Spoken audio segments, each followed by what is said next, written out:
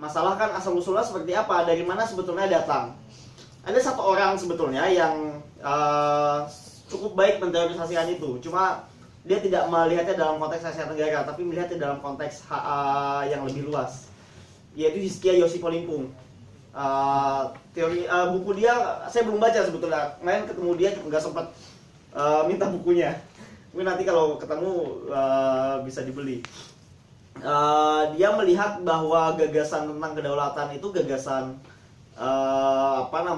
yang sangat dalam satu sisi dia muncul sebagai sebagai bentuk untuk melegitimasi kekuatan global. Dalam konteks yang dia teliti adalah Amerika Serikat pada waktu itu, bahwa kemudian muncul gagasan tentang kedaulatan itu membentuk jati diri sebuah bangsa, dan itu sebetulnya sangat terkait dengan konstelasi politik global. Yang saya lihat, saya melihatnya dengan kasus yang sangat spesifik di Asia Tenggara. Nah, argumen yang ingin saya kemukakan adalah kita tidak mungkin bicara kedaulatan di Asia Tenggara tanpa bicara asal-usul historisnya, asal-usul sejarahnya, yaitu proses kolonialisasi.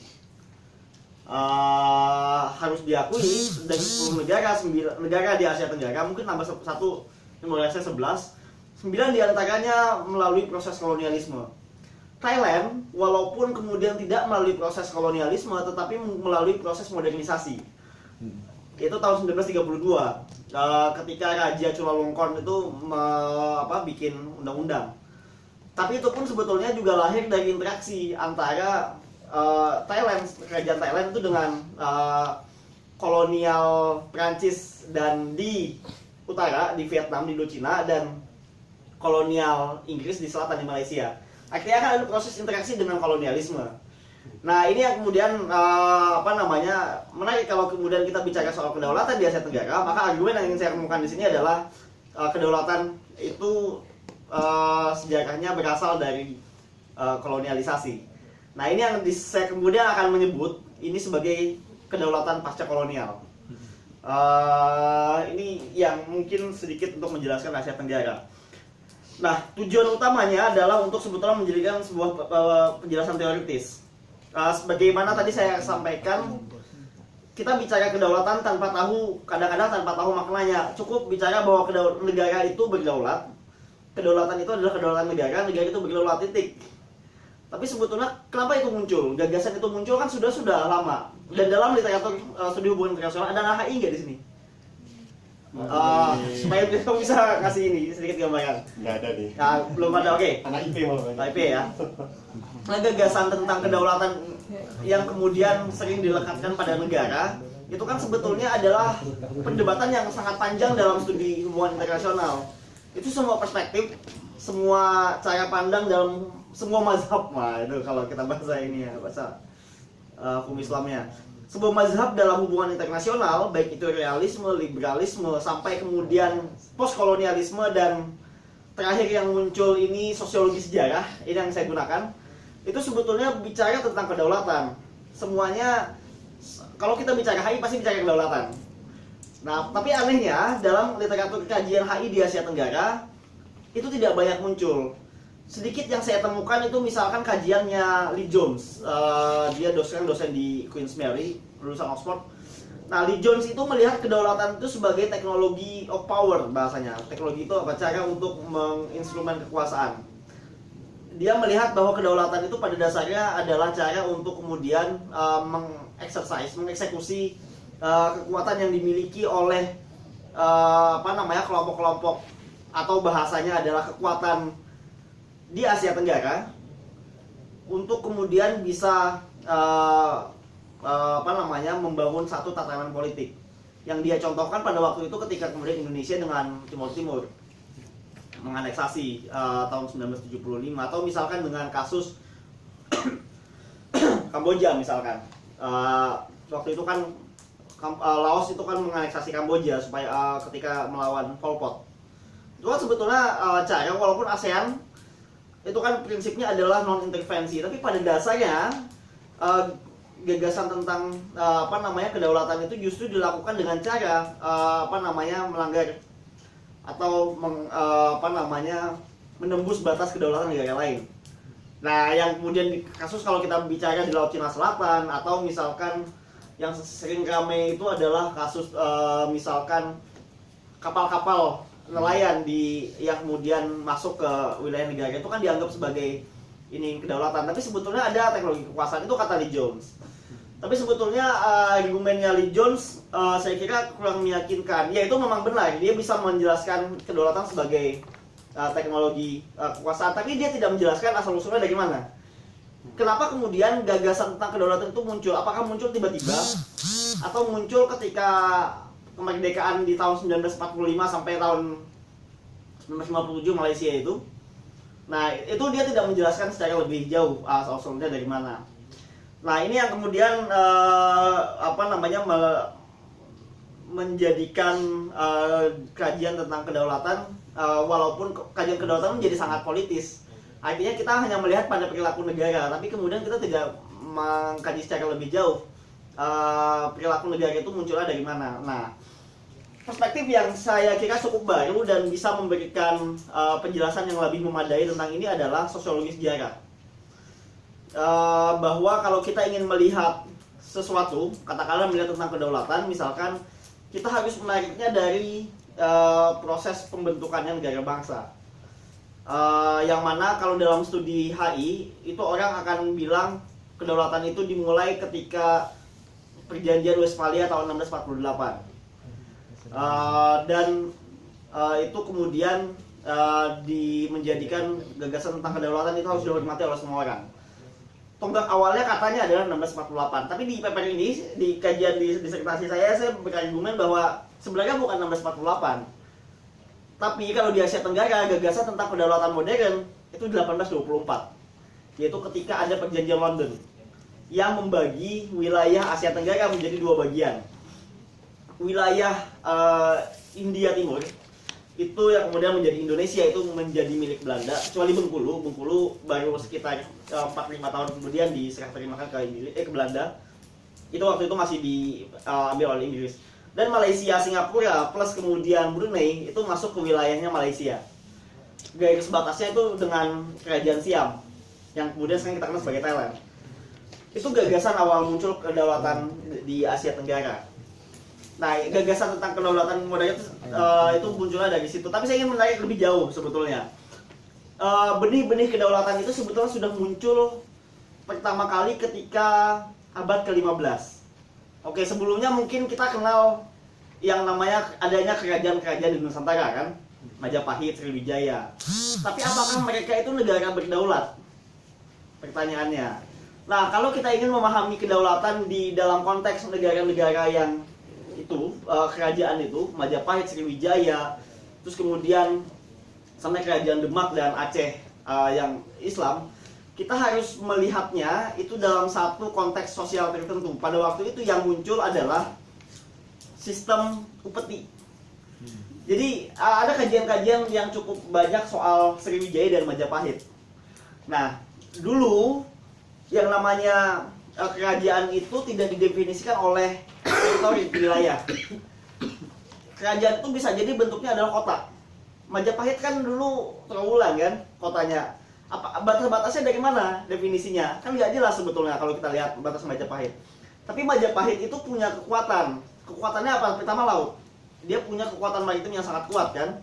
Dan yang kedua adalah dia punya kekuatan yang bisa dikatakan kekuatan militer yang cukup kuat untuk kemudian pergi ke negara lain dan kemudian menyerang negara lain. Nah, yang dilakukan adalah Majapahit ini membagi Asia Tenggara atau membagi dunia itu menjadi ini kajian teman saya di ANU, orang Indonesia juga. Itu ada 4. Jadi dulu ada yang namanya Mandala System, sistem Mandala. Sistem Mandala itu membedakan antara mana negara yang kawan dan mana negara yang lawan. Daerah-daerah Nusantara yang tetangga-tetangganya Majapahit itu adalah negara yang dianggap kawan. Bagaimana kemudian Majapahit itu mendefinisikan kawan?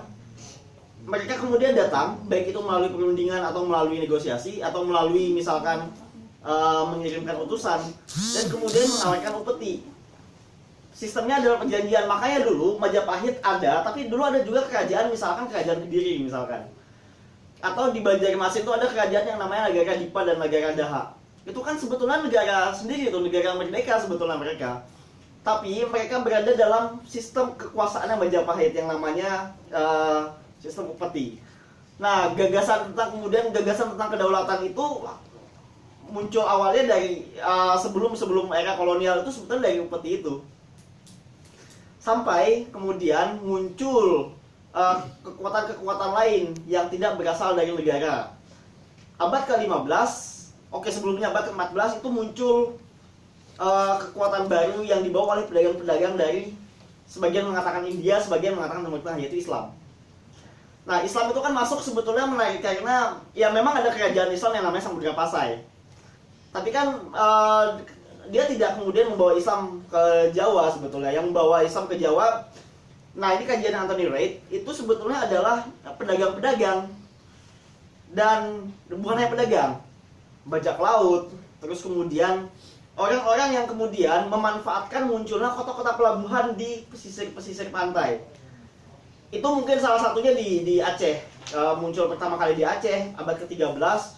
Mulai kemudian di pesisir di Kalimantan tuh ada kerajaan Banjar.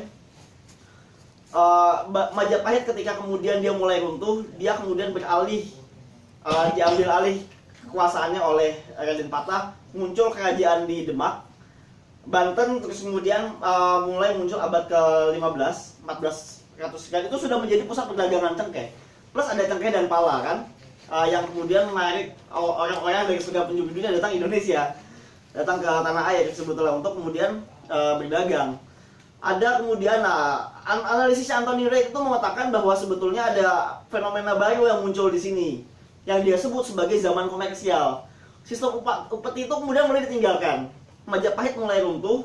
Yang kemudian muncul adalah sistem Asia Tenggara yang sangat global, yang sangat basisnya sangat komersial. Itu menjadi pusat perdagangan. Orang berdagang berbagai macam komoditas. Di pusatnya ada dua. Pertama adalah Malaka di Malaysia, yang kedua adalah Banten.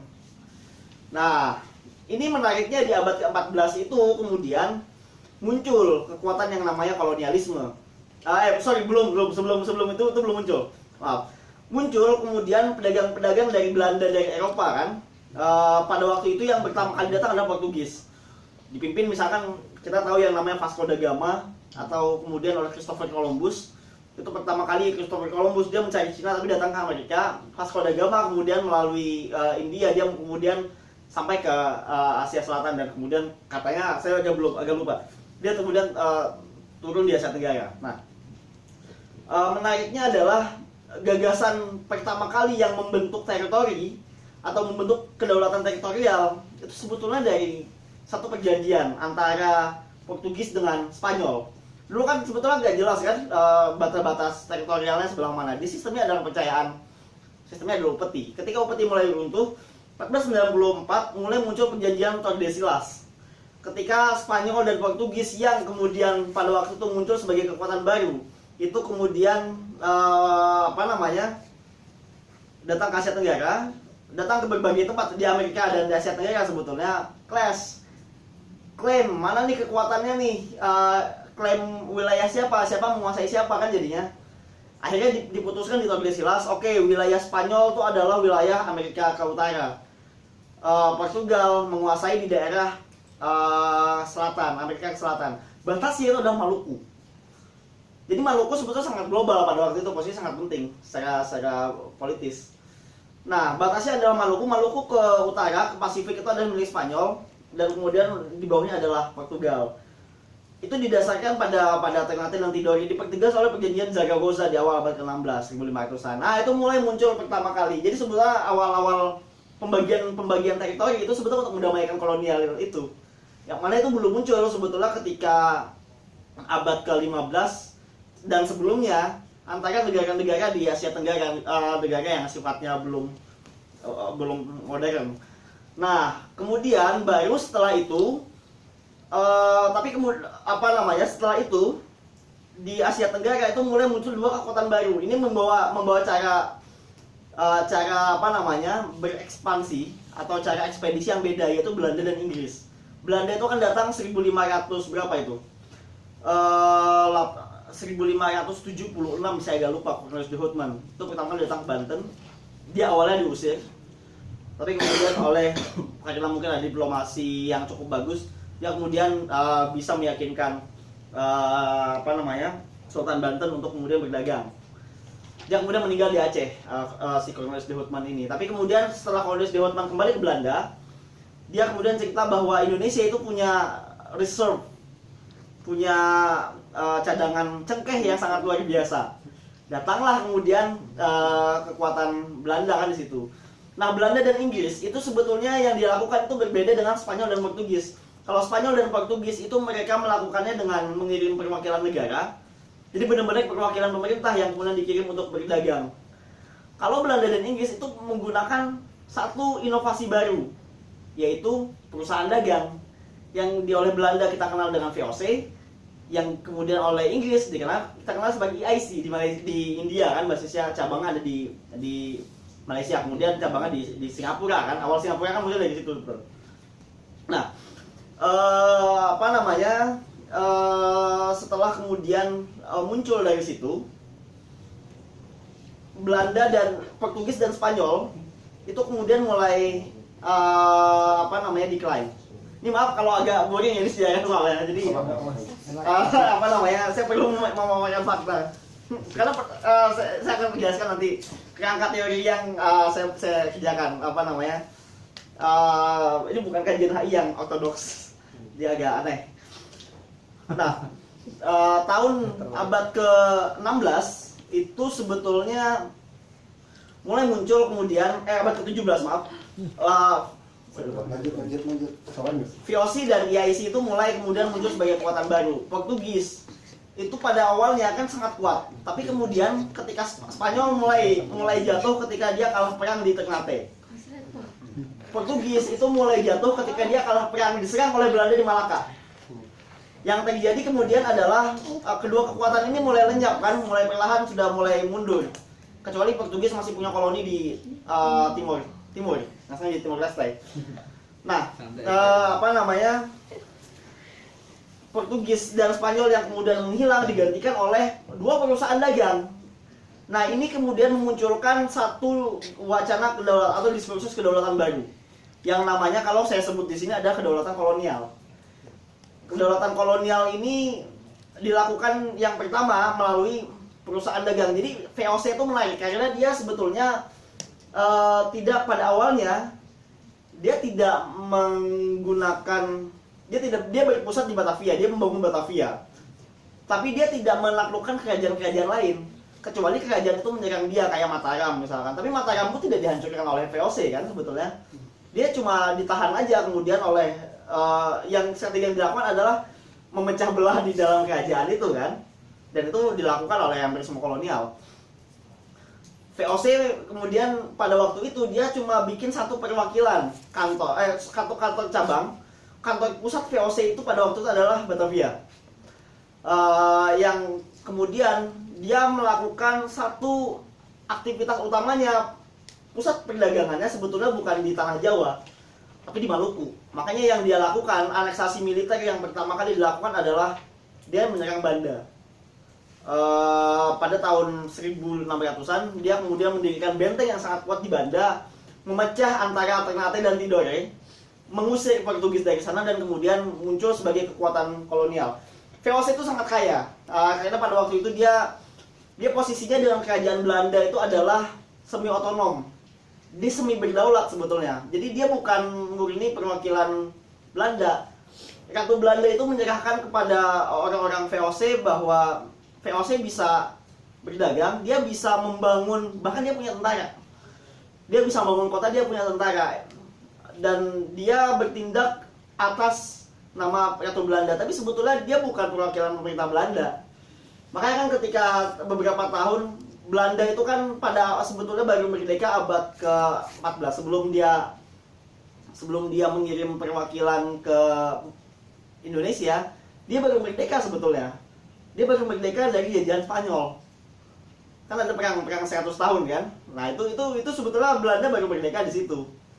Kemerdekaan Belanda itulah yang yang kemudian melahirkan Perjanjian Westphalia tahun 1648 itu. Nah, munculnya kemudian Belanda dengan VOC itu bertahan selama 2 abad. Dan VOC itu bentuknya dia adalah perusahaan dagang. Dia kalau kata Marx itu inovasi kapitalis yang pertama.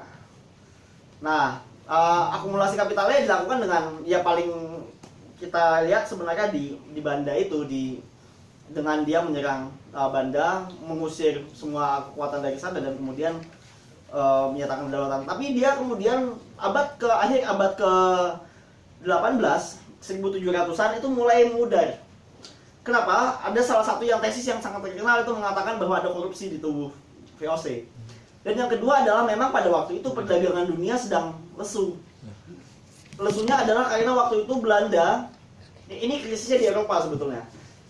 Belanda pada waktu itu harus menghadapi kemunculan kekuatan kolonial, bukan kekuatan kolonial, kekuatan politik baru yang sangat kuat, yaitu Prancis, lewat Napoleon Bonaparte. Nah, kan akhirnya mulai lesu. Semua kekuatan di Eropa itu, Belanda, Prancis itu lagi sibuk menghadapi Prancis. Dan akhirnya Belanda sendiri kan sempat bukan dijajah, dia sempat menjadi bagian dari kekuatan Prancis.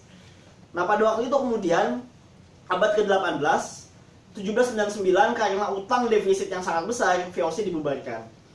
EIC Inggris itu sebetulnya bisa bertahan sampai 50 tahun kemudian. 1850 dia baru dibubarkan.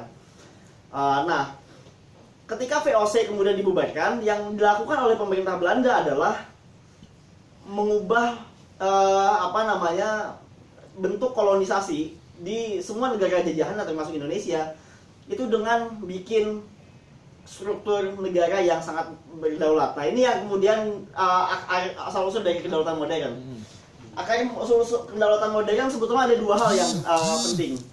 Pertama adalah adanya struktur administrasi kolonial. Jadi waktu itu yang awalnya kan cuma perwakilan perusahaan dagang, yang urusannya cuma mengelola shipping, yang paling kemudian untuk mengamankan daerah-daerah jajahan kan. Nah, yang di abad ke-19 yang kemudian dilakukan oleh pemerintah Belanda adalah membentuk struktur birokrasi, yaitu yang kemudian kita kenal sebagai residen, bupati, kabupaten, yang sebetulnya itu membagi wilayah kekuatan Belanda. Tapi kan ada satu prasyarat dari situ, Belanda harus punya kedaulatan teritorial. Ini yang dilakukan oleh Belanda dengan menaklukkan negara-negara, kerajaan-kerajaan yang kemudian jajan. Jadi kalau kita baca sejarah peta perlawanan terhadap kolonial itu kan sebetulnya terjadi abad ke-19 sampai semua abad ke-19. Mulai dari perang Diponegoro dulu. Perang Diponegoro kemudian itu yang katanya menghabiskan kas pemerintah Belanda. Selesai 1830, baru habis itu menghadapi perlawanan dari Minang. Dan itu kan sebetulnya kalau kita lihat itu kan punya pola kan.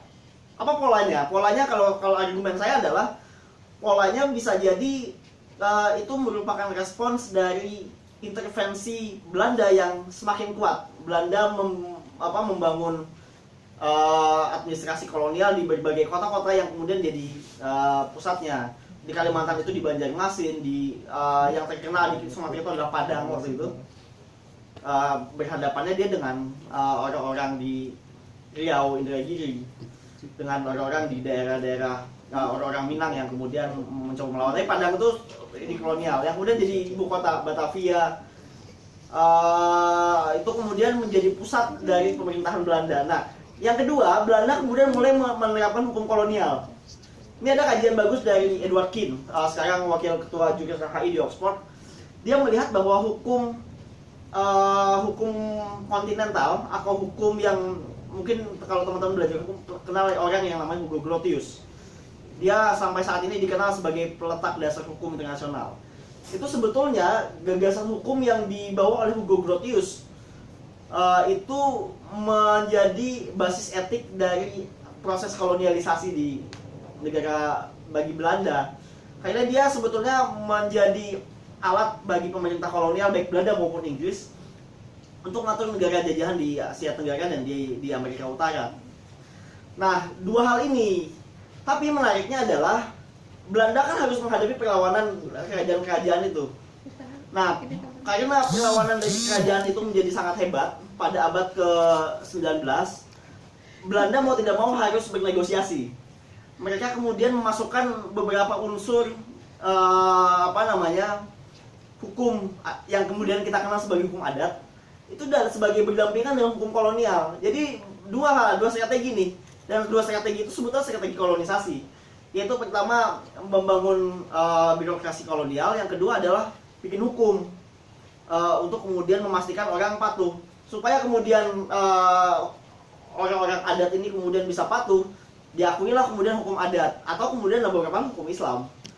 Tapi itu kan sebetulnya diinkorporasi, dimasukkan dalam satu gagasan tentang negara kolonial. Nah, gagasan tentang kedaulatan kolonial ini ada 3 hal yang penting. Pertama adalah teritori yang fix, yang itu sudah dibagi berdasarkan Treaty of London. Yang kedua adalah dia harus punya struktur yang kalau bahasa teoritisnya itu colonial governmentality, tata pemerintahan kolonial sebetulnya, supaya kemudian bisa mengatur orang-orang yang ada di dalam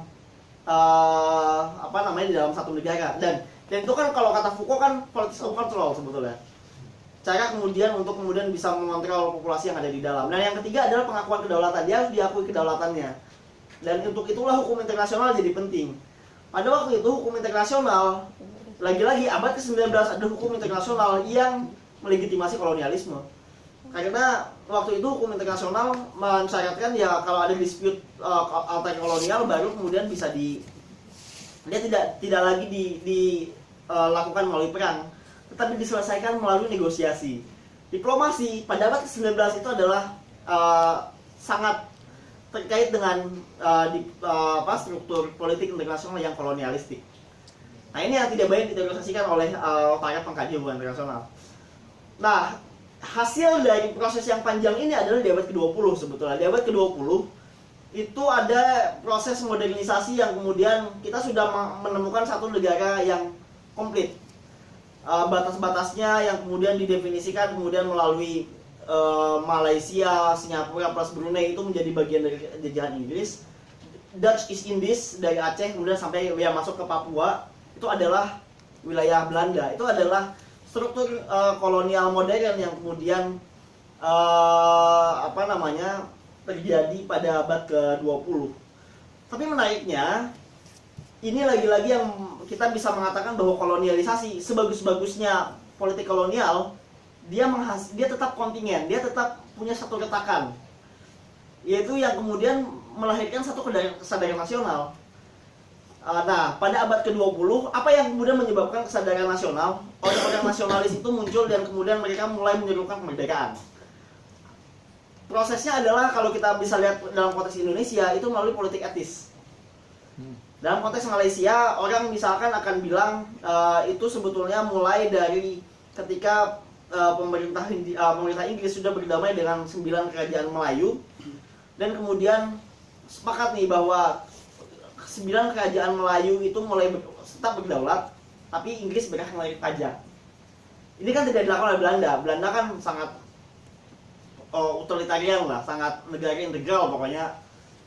Negara itu sangat kuat. Kalau Inggris enggak, Inggris silakan diakui kedaulatannya Melayu sebetulnya, tapi kita dapat pajak karena yang mengatur kedaulatan ekonomi kan Inggris pada waktu itu. Nah, ini yang kemudian menyebabkan abad ke-20 itu adalah era modernisasi, dan hasilnya adalah satu perpaduan yang aneh, perpaduan yang hasilnya dari proyek kolonial yang prosesnya terbentuk sudah saya jelaskan tadi di cukup panjang, plus anti kolonialisme.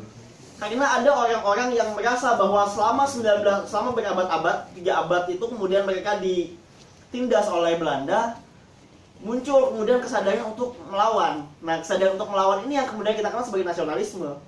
Jadi kalau saya agak bertentangan dengan teori Anderson, kalau saya melihat nasionalisme itu sebetulnya bukan hasil dari komunitas yang terbayang. Dia adalah hasil dari perlawanan terhadap represi kolonialisme yang kemudian sudah muncul selama 1 abad sebelumnya. Nah, perpaduan yang aneh ini kemudian terkulminasi di tahun 1940-an ketika Jepang mulai masuk. Masuk ke Jepang ini faktor penting. Karena di Indonesia, Jepang ini menyatukan semua kekuatan untuk kemudian percaya bahwa gagasan tentang kemerdekaan itu mungkin. Dan yang di Malaysia, Jepang itu kemudian muncul satu imaji bahwa sebetulnya persatuan Melayu itu juga mungkin. Jadi di Indonesia ini kan menarik, karena kalau gagasan di Malaysia itu adalah persatuan Melayu, di Indonesia gagasan tentang kemerdekaan yang mulai muncul. Dan kemudian itu mulai menguat ketika 1945 kemudian Jepang, dan ketika Jepang kalah itu menghasilkan satu negara yang namanya Indonesia. Dan itu tidak terjadi di Malaysia. Di Malaysia mereka menganggap bahwa gagasan tentang persatuan Malaya itu mungkin, persatuan Melayu itu mungkin.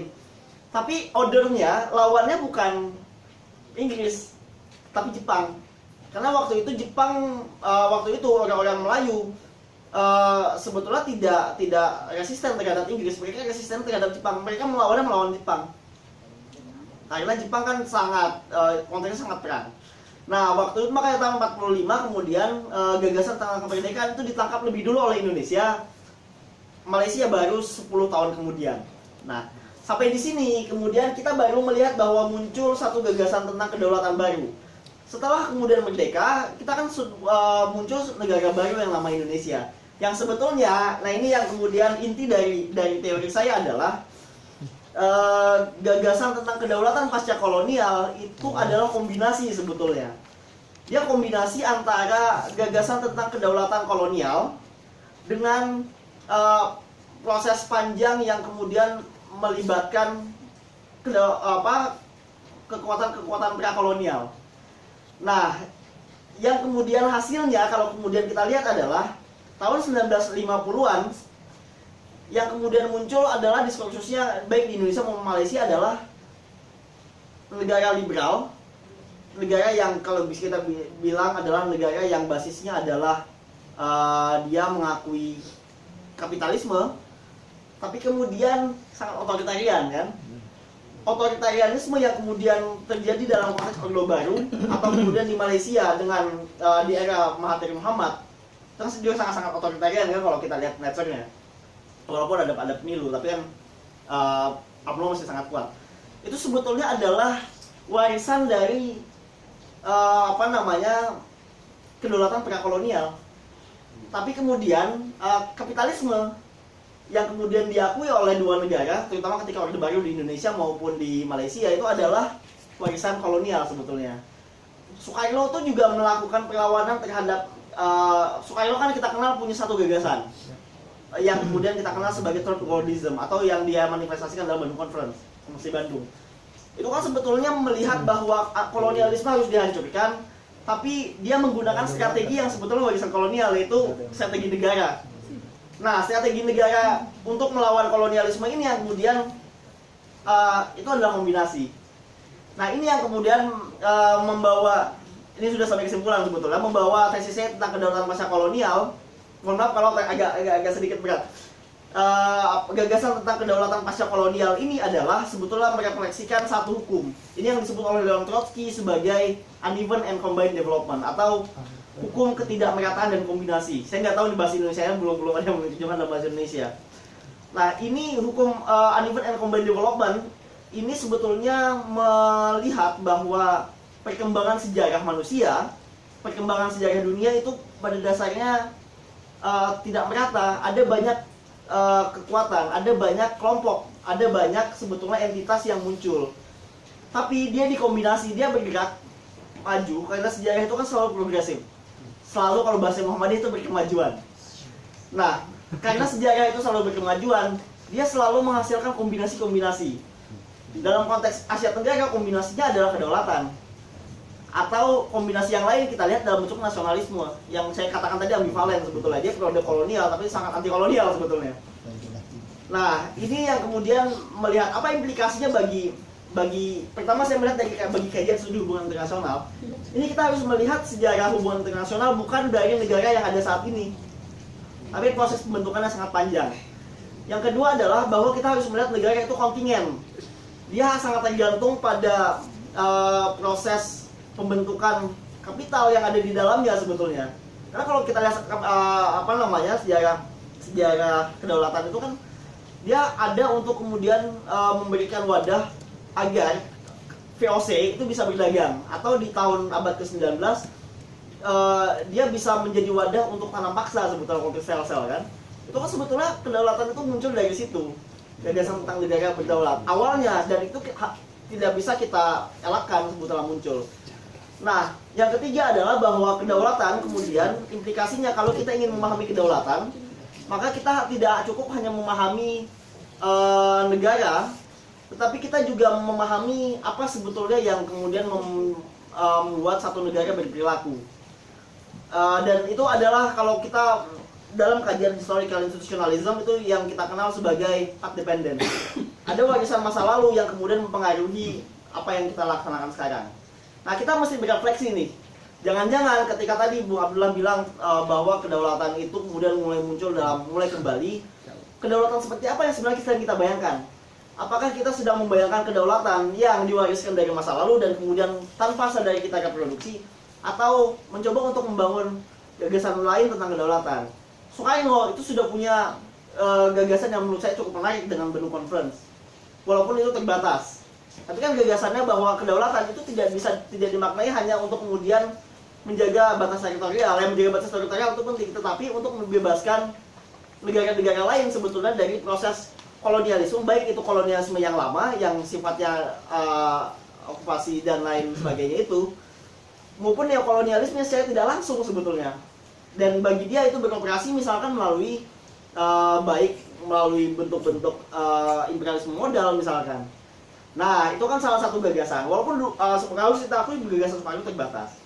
Nah, pertanyaan yang kemudian masih belum bisa saya jawab secara utuh adalah apa gagasan tentang kedaulatan yang kemudian ingin kita pahami? Apakah gagasan kedaulatan yang sumbernya adalah kolonialisme, atau mungkin yang lebih progresif dan lebih berpihak pada kemajuan rakyat Indonesia? Mungkin itu sekian. Mohon maaf kalau agak boring karena di sini kita sangat yakin sebetulnya, dan saya berteori melalui sejarah dan ini belum tidak jamak dilakukan. Jadi mungkin saya bisa teman-teman bisa mengkritik saya, misalkan pendekatan saya kurang rigor atau kurang jelas, ya mungkin kita bisa diskusikan. Bila bisa bilang assalamualaikum warahmatullahi wabarakatuh.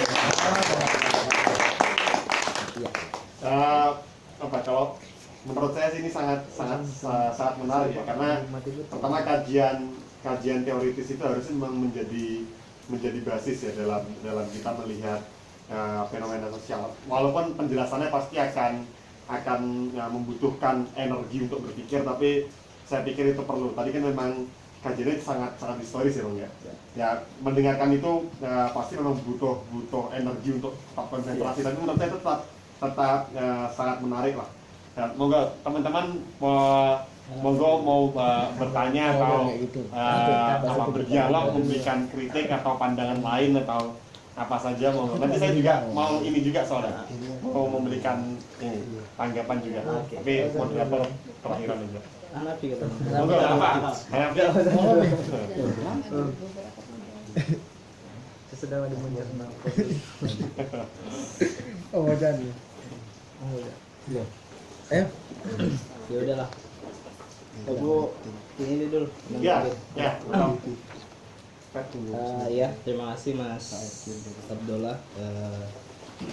Presentasi yang saya kira sangat menarik ya Mas Ahmad. Termasuk waktu saya baca, saya menangkap ada sebuah keberanian untuk memulai proses teoritisasi ini saya kira. Dan kalau orang-orang awam ya, maksudnya saya orang awam ini yang tidak di HI, biasanya kan memahami soal kedaulatan kan menggunakan Rousseau ya, de jure atau de facto gitu. Tetapi kemudian yang terakhir kemarin Mas Hiskia itu juga kan membuat genealogi kedaulatan gitu. Dan sangat kosmogenik ya.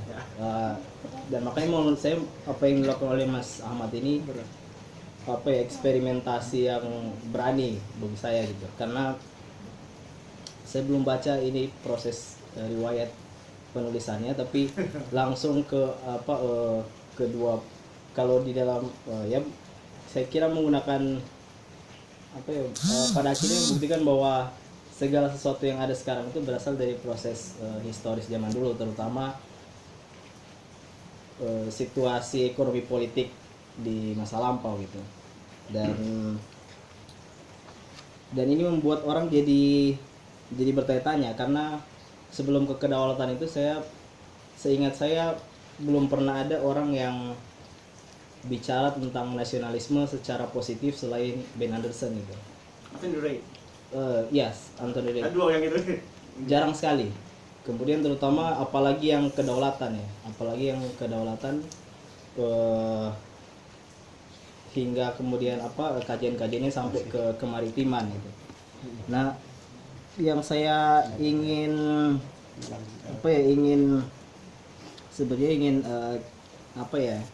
menanggapi atau merespon itu adalah proses tadi ketika kedaulatan ini mulai bersinggungan dengan nasionalisme. Jadi kalau Ben Anderson bilang imagine community ya, komunitas yang dianggit gitu. Saya lebih pakat dianggit ya, tidak dibayangkan, karena dianggit itu apa ya bahasa Indonesia ya? Orang Jawa ada yang dianggit. Nah, Menganggit gitu. Karena Jawa. Bisa Jawa. Karena saya sudah Jawanisasi. Berbasisasi. Nah, intinya bahwa kemudian muncul proses menganggit komunitas itu adalah bagian dari, pertama menurut Ben Anderson adalah bagian dari kapitalisme cetak ya, brand capitalism, yang sebenarnya secara spesifik Ben Anderson bilang itu terjadi sewaktu kelompok-kelompok yang punya ilmu pengetahuan mendistribusikan pengetahuannya menggunakan satu bahasa yang sama. Waktu itu ordo-ordo dari Kristen kan menggunakan bahasa Latin ke Perancis, kemudian ke bagian Eropa lain sampai ke Amerika. Nah, sehingga itu kemudian membuat bentuk dominasi yang lain.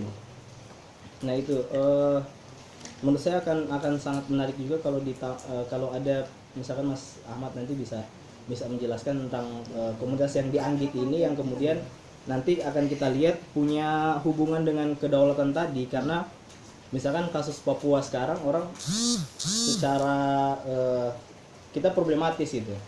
Kalau saya sendiri sebenarnya melihat bahwa jangan sampai kemudian Papua itu pisah gitu.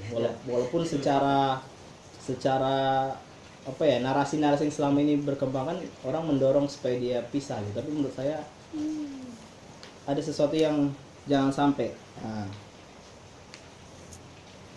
Memang kemudian cara orang menilai sekarang soal kedaulatan nasionalisme itu pun akhirnya menggunakan cara pandang yang sangat Rousseau gitu, de jure dan de facto-nya, dengan melihat bahwa sejak dulu kan memang Papua integrasi dengan Indonesia, maka kalau Papua ingin berdiri kedaulatannya sendiri, maka itu sesuatu yang sudah melanggar dari genealogi kedaulatannya sendiri, dan itu yang menjadikan sangat problematis tadi.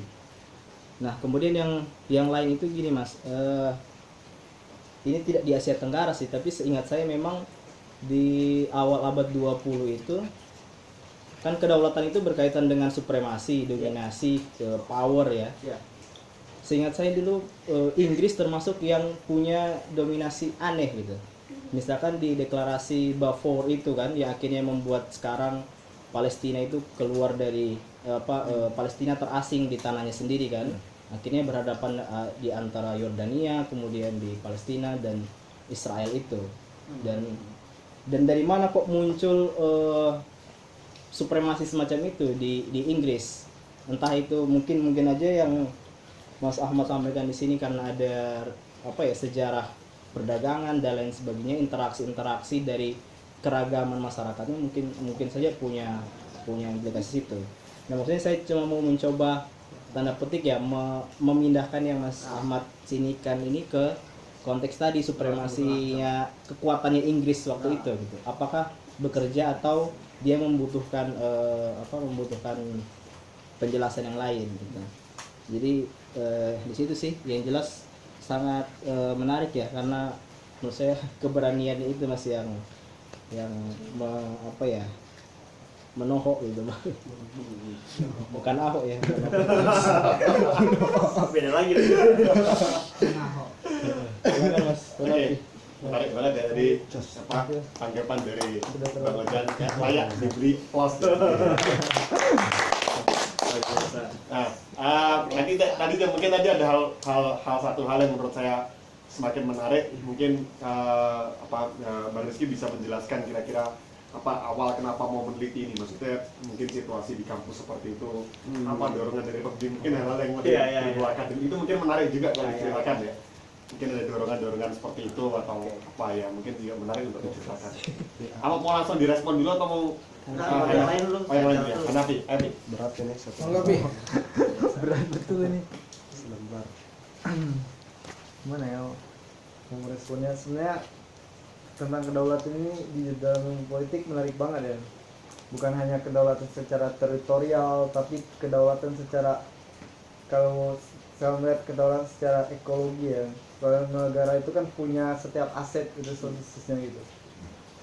Nah, dalam historis Mas Rizky tadi kan menyinggung juga ya, berbicara tentang banyak hal tentang bagaimana kolonialisme melewat dari segi ekonomi tadi. Nah, saya melihat permasalahan ini dalam konteks kontemporer bagaimana yang menjadi pertanyaan juga untuk saya, bagaimana ketika konstitusi negara itu rinci kayak Portugal dan berapa Prancis mengandung konstitusi kedaulatan yang rinci banget. Itu dalam misalnya kalau Jim Lee itu menggambarkan di situ ada kedaulatan ekologis, kedaulatan lingkungan hidup di situ. Nah, bagaimana dalam konteks zaman lampau ini, Mas, ada gak melihat bagaimana masa kerajaan-kerajaan itu menyinggung bagaimana sumber daya itu dijadikan bukan hanya soal di upeti ya, berbayar dengan upeti, tapi menjaga sumber daya itu dalam kedaulatan yang benar atau ada dokumen gitu. Iya. Nah, itu saja. Terima kasih, Mas. Oke, thank you Hanafi, itu menarik juga. Monggo teman-teman yang lain mau menambahkan atau memberikan respon? Sudah. Lupa deh. Aku nanti memberikan pertanyaan nanti. Enggak apa, langsung aja. Nanti aja. Oh gitu. Ya, Pak di Sinta, Agus, Ikon, Rini, Taruhnya. Dana. Nanti dulu, oke. Di respon aja dulu Bang, nanti setelah itu lupa. Iya. Pertanyaan kayaknya lebih berat nih pertanyaan yang lain ini. Pertanyaannya gampang banget. Jadi bagaimana kaitannya dengan komunitas terbayang atau yang komunitas yang terangkit loh bahasanya Mas Mozan itu. Saya satu chapter sebetulnya bahas itu. Sebenarnya nggak banyak, cuma 50 halaman tesisnya, cuma jadi saya harus pusingnya bukan menambah data tapi motong data supaya bisa masuk 50 halaman. 56 batasan maksimal. Udah batas maksimal tuh, sudah 1999 kata. Nah, bagaimana gagasan tentang nasionalisme ini muncul? Nasionalisme, saya masih mau mengelaborasi ini sebetulnya di satu paper. Cuma mau saya masukkan konferensi tahun depan. Kalau saya setuju dengan Anderson bahwa sebetulnya kapitalisme cetak itu penting, bahwa ada proses linguistik kan. Bahasa saya nggak lupa nih, bagaimana kemudian literasi yang berubah dari literasi yang kemudian Latin masuk kemudian ke Indonesia, ditangkap oleh orang-orang Indonesia, kemudian mulai muncul dan kemudian menjadi bahasa, dan itu yang bagi dia nasionalisme muncul dari situ. Tapi ada satu proses yang kemudian menurut saya tidak banyak dielaborasi oleh Anderson, yaitu bagaimana kemudian orang-orang itu mulai bisa belajar Latin. Pertanyaannya, apakah cuma diajarkan di sekolah-sekolah kolonial?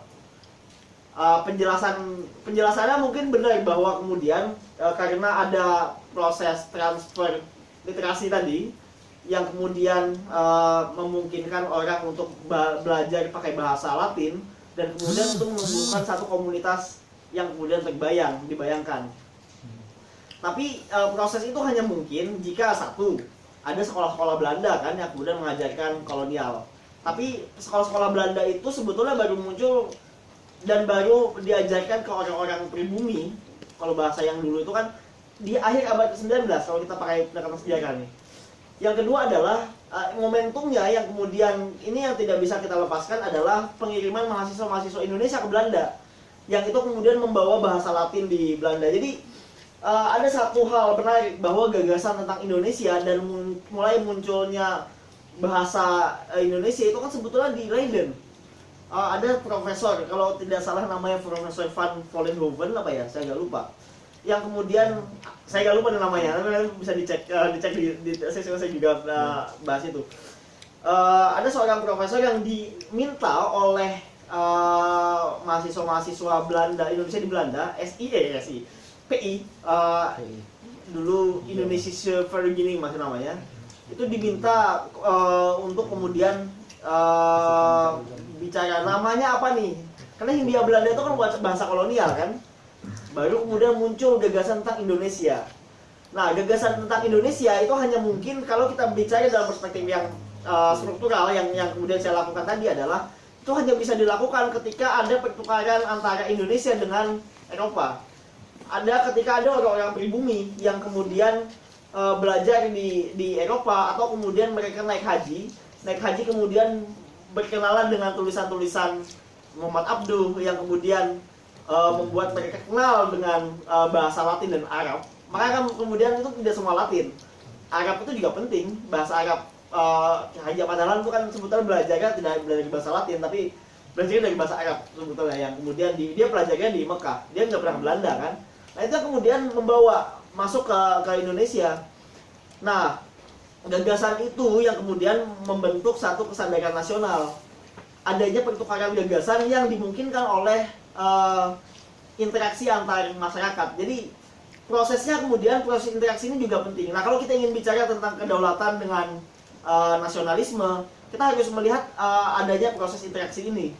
Yang pertama, yang kedua adalah kita harus melihat bahwa adanya proses reformasi pendidikan yang kemudian ini menjadi sangat penting, termasuk pengiriman mahasiswa Indonesia ke Belanda pada waktu itu. Itu yang salah satu faktor penting yang kemudian menumbuhkan semangat nasionalisme. Sehingga saya kira ini nasionalisme itu kalau bahasa Trotsky itu peculiarities, sesuatu yang aneh, keanehan dari proyek nasionalisme. Keanehan dari proyek kolonial. Maksud proyek kolonial adalah membangun satu basis administrasi kolonial yang kuat, tapi nyatanya kemudian membangun semangat anti kolonial yang akhirnya kemudian menjadi cikal bakal dari proyek nasionalisme. Sehingga kalau kita bicara Indonesia itu kan, kita kan tidak pernah akan bicara Indonesia abad 19. Kalau orang Indonesia di abad 19, dia tidak akan mengidentifikasikan dirinya sebagai orang Indonesia. Pasti dia akan mendefinisikannya sebagai orang Jawa atau orang Banjar, karena ada kerajaan Banjar kan. Gagasan tentang Indonesia itu muncul di awal abad ke-20, dan inilah yang kemudian kita kenal sebagai nasionalisme. Nah, faktor-faktor ini yang kemudian penting juga untuk kemudian kita lihat. Kalau argumen saya sejauh ini masih bahwa ini adalah bentuk keanehan dari proyek kolonialisme sebetulnya. Paradoks dari kolonialisme. Nah, bagaimana dengan Papua? Saya sepakat dengan Mas Fauzan tadi bahwa Papua itu sebetulnya dia tidak harus merdeka sebetulnya. Persoalan di Papua itu kan satu, kalau menurut saya mungkin ini akan berbeda dengan pendapat banyak orang. Itu soal cara pendekatan pemerintah kita aja dengan gagasan tentang Papua, dengan orang-orang yang ada di Papua, sehingga nasionalisme Papua itu tidak akan menjadi sekuat sekarang jika tidak ada represi dari pendekatan yang militeristik. Seandainya pendekatannya kayak Aceh misalkan, itu walaupun ini juga saya kira orang-orang di Jakarta juga agak susah untuk melakukan dengan misalkan negosiasi atau dialog. Tapi kan prosesnya panjang. Aceh bisa sampai tahun 2004 itu kan prosesnya udah sejak dulu, dan dulu kita bandingkan misalkan dulu tahun 2003 ketika ada daerah operasi militer, sentimen nasionalisme Aceh itu luar biasa, terutama di komunitas Aceh diaspora di Eropa. Tapi sekarang kan teman-teman Aceh yang ada di Inggris misalkan, yang sudah bekerja di Inggris, saya tanya, ya sudah kita tidak perlu lagi kemudian bicara soal kemerdekaan. Artinya kan kemerdekaan ini juga bukan sesuatu yang sifatnya mutlak-mutlakan. Ini kadang-kadang orang bicara nasionalisme, NKRI harga mati mutlak-mutlakan, orang yang di Papua bicara kemerdekaan juga mutlak-mutlakan.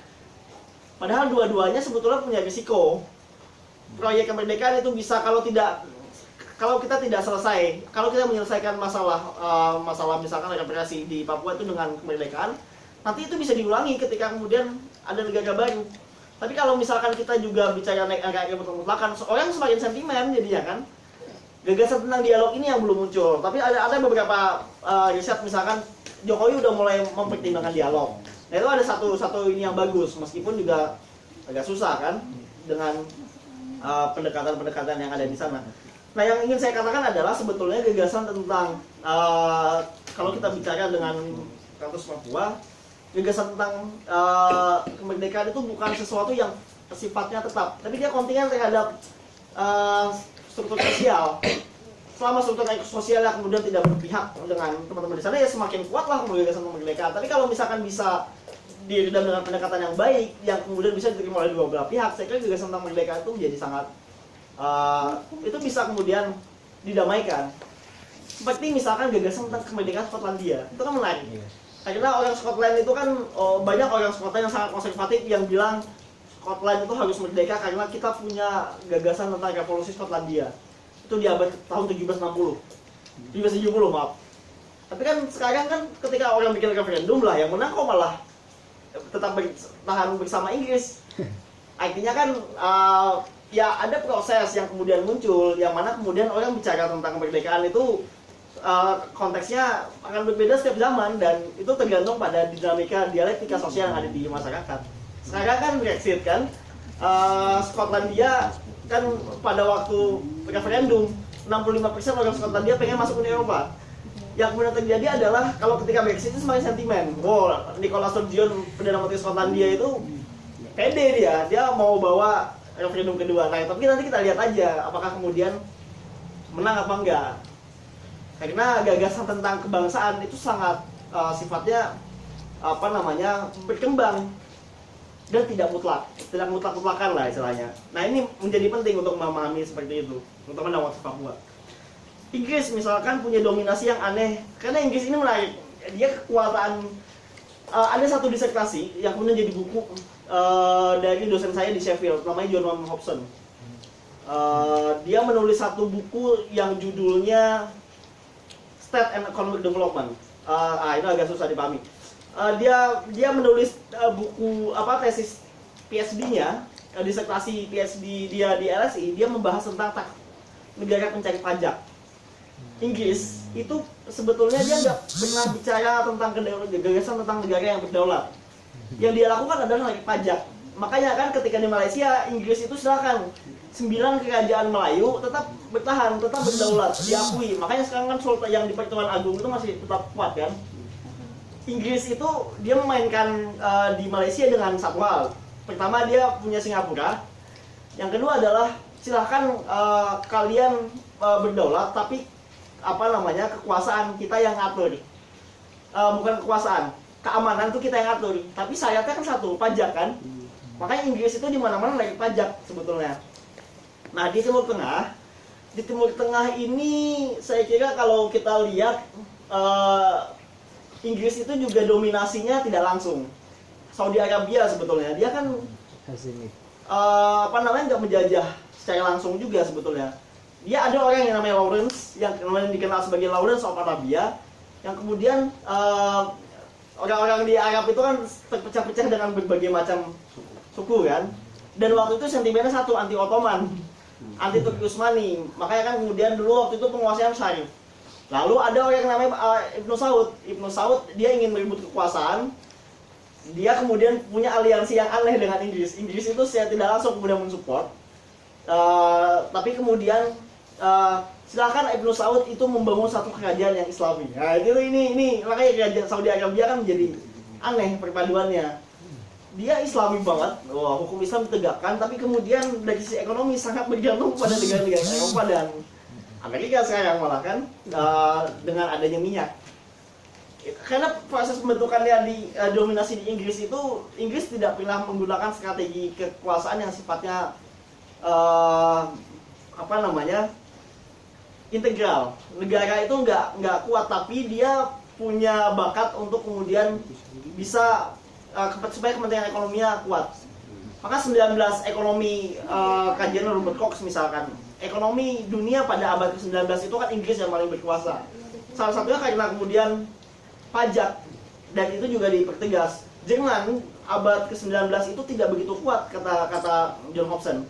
Karena dia punya, walaupun dia punya negara yang sangat otoritarian, negara yang sangat kuat, tapi dia tidak banyak bisa mengumpulkan pajak dengan sangat kuat karena ada kekuatan-kekuatan politik yang kemudian menghambat itu.